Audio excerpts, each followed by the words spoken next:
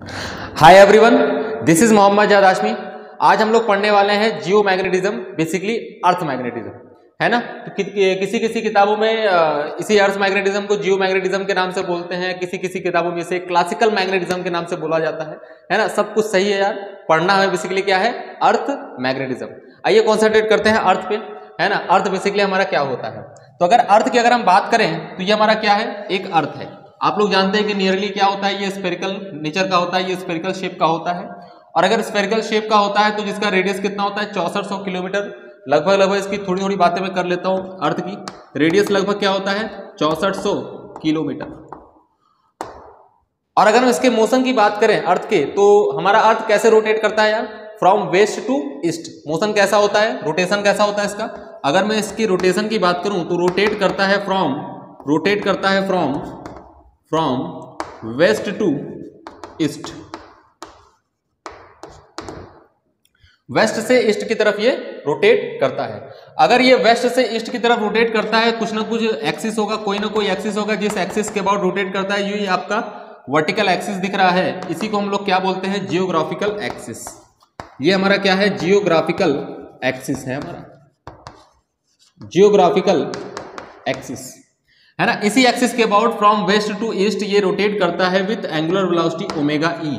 Omega E का क्या मतलब है, angular frequency of earth, and this is equal to कितना लेंगे हम, 2 pi by capital T, where capital T is what, capital T is the time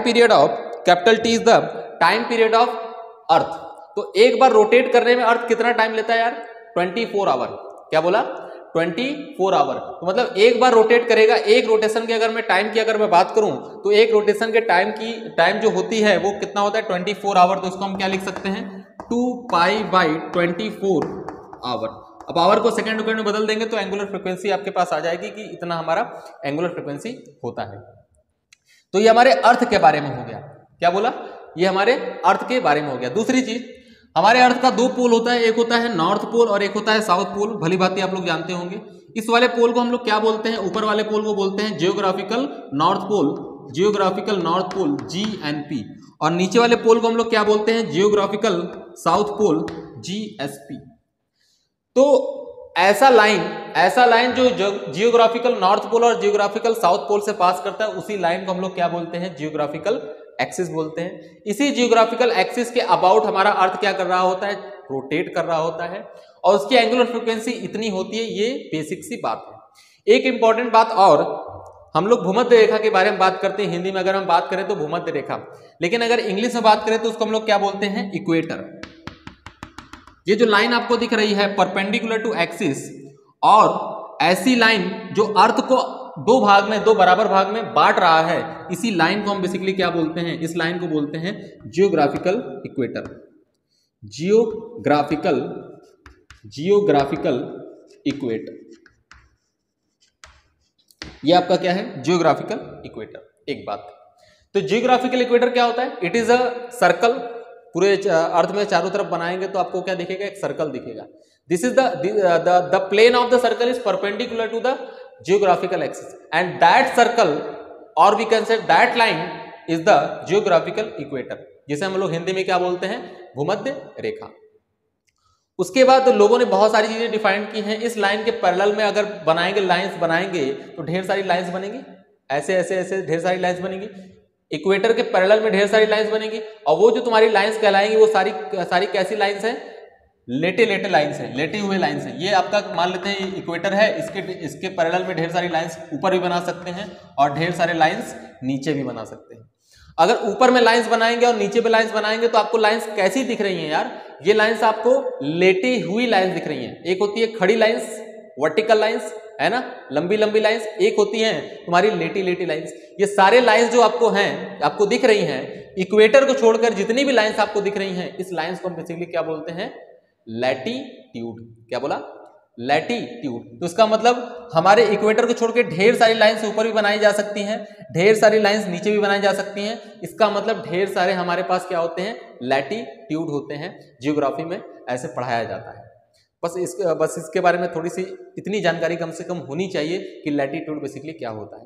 इसके अलावा लंबी लाइंस भी होती हैं, एक्सिस के पैरेलल में अगर आप लाइंस खींचें तो लंबी लंबी लाइंस भी होती हैं, उस लाइंस को बेसिकली क्या बोलते हैं, ये अगर आप ध्यान से देखें तो ये लंबी लंबी लाइंस है ना, ये लंबी लंबी लाइंस भी होती हैं। इस लाइन को बेसिकली क्या बोलते हैं, लॉन्गिट्यूड, क्योंकि ये लंबी लंबी है। शब्द पकड़िए, इसे हम क्या बोलेंगे, लॉन्गिट्यूड, क्योंकि ये लंबी लंबी लाइंस है। और ये लेटे लेटे लाइंस है, लेटी हुई लाइंस है, इसलिए इसको हम क्या बोलेंगे, लैटिट्यूड।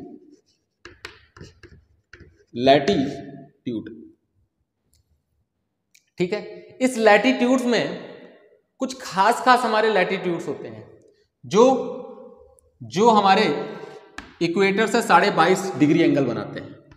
ये एक लैटिट्यूड हो गया, और ये लैटिट्यूड कितनी डिग्री एंगल बना रहा है, 22.5 डिग्री एंगल बना रहा है। इस खास टाइप के लैटिट्यूड को हम लोग एक नाम देते हैं, जिसे हम क्या बोलते हैं, कर्क रेखा। हिंदी में क्या बोलते हैं, कर्क रेखा, और इंग्लिश में क्या बोलते हैं, ट्रॉपिक ऑफ कैंसर बोलते हैं, ट्रॉपिक ऑफ कैंसर बोलते हैं, और हिंदी में बोलते हैं इसको क्या, कर्क रेखा। तो ये कितने डिग्री पर होता है, 22.5 डिग्री पर होता है ना। इसी 22.5 डिग्री को बोलते हैं, इस एंगल को बोला जाता है latitude angle. Same to same इस इक्वेटर के नीचे भी 22.5 डिग्री पर एक और लाइन होती है, नीचे भी 22.5 डिग्री पर एक और लाइन होती है। ये भी आपका क्या है, लैटिट्यूड है, क्योंकि इसी के पैरेलल में है, लेटी हुई लाइन से, ये भी लैटिट्यूड है, लेकिन इसका दूसरा नाम है, इसको हम लोग क्या बोलते हैं, कहां लिखूं मैं, इसको हम लोग क्या बोलते हैं, ट्रॉपिक ऑफ कैप्रिकॉन, है ना, ट्रॉपिक ऑफ कैप्रिकॉन बोलते हैं। मकर रेखा, क्या बोला, मकर रेखा, 22.5 डिग्री पर, 22.5 डिग्री के लैटिट्यूड एंगल पर, इसको हम लोग क्या बोलते हैं, मकर रेखा, है ना। तो अर्थ के बारे में मैं जरूरत से ज्यादा बात कर चुका हूं। क्या क्या मैंने बोला, मैंने ज्योग्राफिकल एक्सिस के बारे में आपको समझाया, नॉर्थ पोल के बारे में समझाया, और आपको साउथ पोल के बारे में समझाया। इसका मैंने आपको एंगुलर फ्रीक्वेंसी बताया, टाइम पीरियड बताया, और मैंने ये भी बताया कि रोटेशन कैसा होता है ना। मैग्नेटिक फील्ड पे आता हूं, मैग्नेटिक फील्ड पे आ जाएंगे अभी, लेकिन ये सब भी आपको जानना जरूरी है। मैंने आपको ये भी बताया कि इक्वेटर के पैरेलल में जितनी लाइंस बनाओगे अर्थ में, सारे के सारे क्या कहलाएंगे, लैटिट्यूड कहलाएंगे। इनका नाम लैटिट्यूड क्यों पड़ा, क्योंकि ये सारे के सारे लाइंस क्या हैं, लेटी हुई लाइंस हैं, और अगर लेटी हुई लाइंस हैं तो वो हमारे क्या कहलाएंगे, लैटिट्यूड्स। और उन सभी लैटिट्यूड्स में से कुछ लैटिट्यूड्स, खास लैटिट्यूड्स होते हैं, उनका हम लोगों ने खास नाम रखा हुआ है, जिसको हम क्या बोलते हैं, tropic of cancer, that is कर्क रेखा, और इसको क्या बोलते हैं, ट्रॉपिक ऑफ कैप्रिकॉन, और ये क्या होता है, मकर रेखा। ये कितने लैटिट्यूड एंगल पे होते हैं, 22.5 डिग्री पे होते हैं। जो 22.5 डिग्री ऊपर होंगे उनको हम क्या बोलेंगे, ट्रॉपिक ऑफ कैंसर, जो 22.5 डिग्री नीचे होंगे उनको हम क्या बोलेंगे, मकर रेखा। और ये पॉइंट जो होगा, ये पॉइंट और ये पॉइंट जो होगा, ये सारे के सारे क्या होगा, मकर रेखा। ठीक, तो ये बातें हो गई। और लॉन्गिट्यूड के बारे में भी मैंने बताया, जो लाइंस हमारे ऐसे ऐसे मतलब लैटिट्यूड के परपेंडिकुलर होगा, उन सभी लाइंस को हम लोग क्या बोलेंगे, लॉन्गिट्यूड लाइंस बोलेंगे। ये तो हमारे अर्थ के बारे में हो गया, है ना। थोड़ी सी बात अर्थ के बारे में और भी करना चाहता हूं मैं, कि earth is divided into mainly 3 parts. Earth is divided into mainly 3 parts. 3 parts में डिवाइड होता है अर्थ।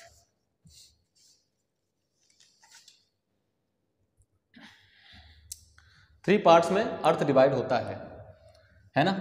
फर्स्ट पार्ट अर्थ का, सेकंड पार्ट अर्थ का, और थर्ड पार्ट अर्थ का।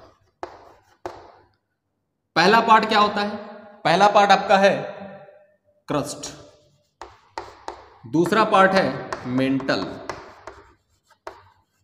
और तीसरा पार्ट होता है आपका core. Earth is divided into 3 parts. पहला होता है क्रस्ट, दूसरा मेंटल, और तीसरा कोर। क्रस्ट का मतलब अर्थ को हम ऐसे बता सकता हूं मैं कि ये आपका अर्थ है। अर्थ 3 पार्ट में डिवाइडेड है, ऐसे ऐसे करके, है ना। ये पहला लेयर आपको जो दिख रहा है, पहला पार्ट आपका जो अर्थ का दिख रहा है, इसको हम बेसिकली क्या बोलते हैं, क्रस्ट बोलते हैं, अर्थ क्रस्ट। और दूसरा लेयर जो आपको दिख रहा है ये, इसको हम लोग बेसिकली क्या बोलते हैं, मेंटल बोलते हैं। और तीसरा पार्ट जो आपको दिख रहा है, जिसमें मैंने कोई भी पेन नहीं चलाया, मैंने कुछ भी नहीं किया, ये खाली है, इस पार्ट को क्या बोलते हैं, कोर बोलते हैं, है ना।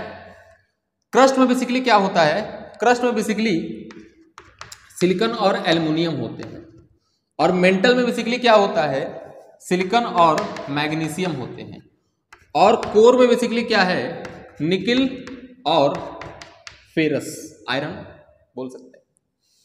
तो क्रस्ट में क्या होते हैं, सिलिकॉन और एल्युमिनियम होते हैं, मेंटल में क्या होते हैं, सिलिकॉन और मैग्नीशियम मेनली पाए जाते हैं, और कोर में बेसिकली क्या पाए जाते हैं, निकिल और फेरस, आयरन पाए जाते हैं, है ना। तो आप ऐसे याद रख सकते हैं, क्रस्ट में सियाल होता है, मेंटल में सीमा होता है, और कोर में नीफे होता है। नीफे का मतलब निकिल और आयरन। तो ये निकिल और आयरन आपको जो दिख रहा है ये क्या है बेसिकली, है ना, ये क्या है, मेटल होते हैं ना, ये मेटल होते हैं, और ये कहाँ होते हैं, कोर में होते हैं, ये बेसिकली कोर में होते हैं। और कोर का जो टेम्परेचर होता है वो बहुत हाई होता है। किसी भी चीज का कोर हो, अंदर का भाग हो, अंदर के भाग का जो टेम्परेचर होता है वो टेम्परेचर बहुत ही हाई होता है, जिसकी वजह से क्या होता है, ये जो निकिल और फेरस हैं, इनके जो आयंस, इनके जो इलेक्ट्रॉन्स होते हैं वो बाहर निकल जाते हैं और रोटेट कर रहे होते हैं अर्थ के रोटेशन के साथ साथ।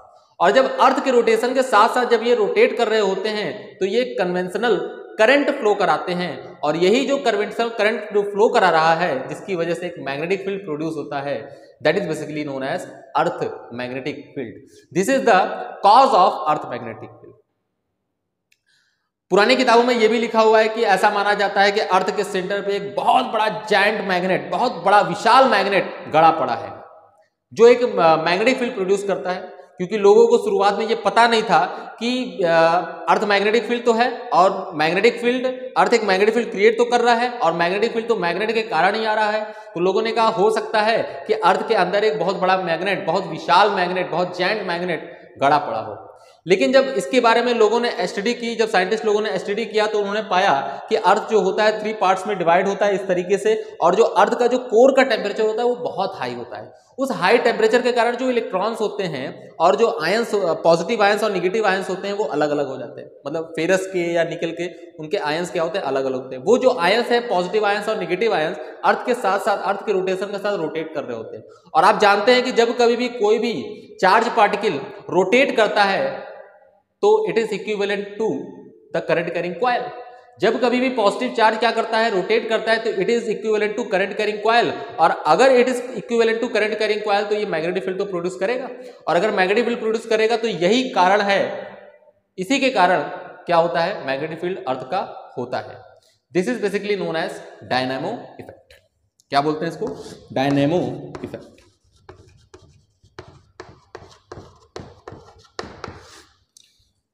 इसी को बेसिकली क्या बोला जाता है, डायनेमो इफेक्ट। और अगर ये डायनेमो इफेक्ट है, इसी को डायनेमो इफेक्ट बोलते हैं, तो अगर मैग्नेटिक फील्ड प्रोड्यूस हो रहा है तो लगभग सर कितना होगा मैग्नेटिक फील्ड, अर्थ जो मैग्नेटिक फील्ड प्रोड्यूस कर रहा होगा तो लगभग इसका मैग्नेटिक फील्ड कितना होगा। तो एनसीईआरटी में आपके लिखा हुआ है कि magnetic field of the earth is near about 0.4 gauss to 0.5 Gauss,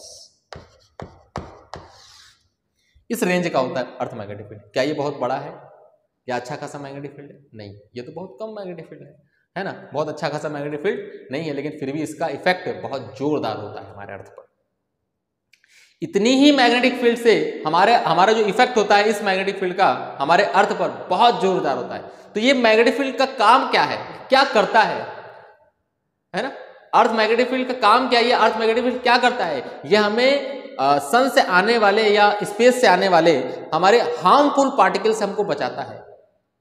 हमें क्या करता है, हार्मफुल पार्टिकल से बचाता है। जो भी चार्ज पार्टिकल्स आ रहे होंगे या जो भी हार्मफुल पार्टिकल्स आ रहे होंगे, जो भी सोचो कॉस्मिक रेज आ रहा है, और अगर कॉस्मिक रेज आ रहा है या और भी ढेर सारे जो हमारे positive charge particle, harmful particles आ रहे हैं, वो क्या करता है, जैसे ही वो अर्थ मैग्नेटिक फील्ड के अंदर एंटर करता है तो अर्थ मैग्नेटिक फील्ड क्या करता है, उस चार्ज पार्टिकल को मोड़कर दोबारा स्पेस में भेज देता है। क्योंकि हम जानते हैं कि जब कभी भी कोई भी चार्ज पार्टिकल किसी मैग्नेटिक फील्ड के अंदर एंटर करता है, और अगर मैग्नेटिक फील्ड के अंदर एंटर करता है तो मैग्नेटिक फील्ड क्या करता है, छोड़ता है कि मोड़ता है, मोड़ता है, उस चार्ज पार्टिकल को क्या कर देगा, वो मोड़ देगा। तो जैसे ही अर्थ मैग्नेटिक फील्ड के अंदर वो हार्मफुल पार्टिकल क्या करता है, एंटर करता है, तो उस चार्ज पार्टिकल को मोड़ के क्या करता है, दोबारा स्पेस में भेज देता है, जिसकी वजह से हमारे अर्थ पे जो रहने वाले लोग हैं वो बचे रहते हैं उस हार्मफुल पार्टिकल से, और जिसकी वजह से हमारा अर्थ एटमॉस्फेयर सस्टेन करता है। क्योंकि अगर हमारे स्पेस से आने वाली हार्मफुल पार्टिकल अगर हमारे अर्थ पे आ जाता, ना तो हमारा एटमॉस्फेयर होता, ना तो हमारा यहाँ पर जीवन होता, ना लोग यहाँ पर रहते। तो इसका मतलब हर चीज का कुछ ना कुछ तो इंपॉर्टेंस होता है। तो यहाँ पर मैग्नेटिक फील्ड थोड़ी सी ही है, 0.4 गॉस टू 0.5 गॉस ही है, लेकिन इसका इफेक्ट बहुत तगड़ा है। और भी इंपॉर्टेंस होते हैं इसके, क्या नाम है, अर्थ मैग्नेटिक फील्ड के। धीरे धीरे बातें करेंगे। तो ये तो बेसिकली क्या हो गया अर्थ मैग्नेटिक फील्ड के बारे में।